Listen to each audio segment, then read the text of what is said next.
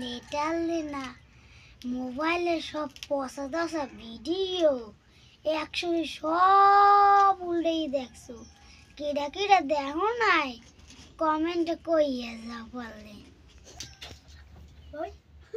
মোর পরান্ড হয়ে গেছে একাল কবাজ হইয়া কথা হইল কন্দি ভাই। সাপসিয়ার যত ইচ্ছা হোক সবাই দেখছো, এটা কোনো মিথ্যা কথা না।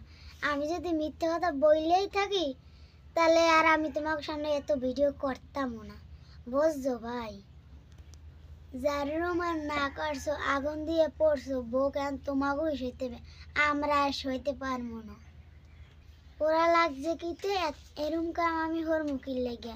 আমি কি বোকা টোকা নেই যে আমি পুরো বাজারটাই পুইরা মানে নষ্ট করে দেবো? আমাদের গ্রামে তো আমরা নষ্ট যুদ্ধ করে করে মতো এগুলো আগুন দিয়ে পোড়া লাগছে কিতে।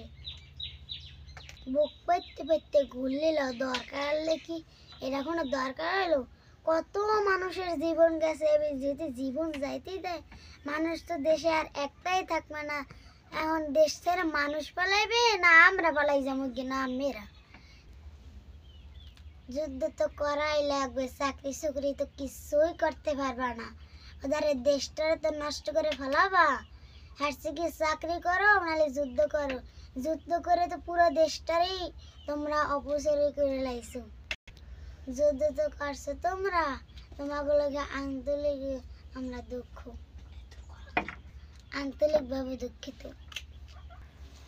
আহারে বুক পাইতে পাইতে করে ইচ্ছে করে গুলি নিলা, এবিল করে দেশটারই নষ্ট করে দিলা।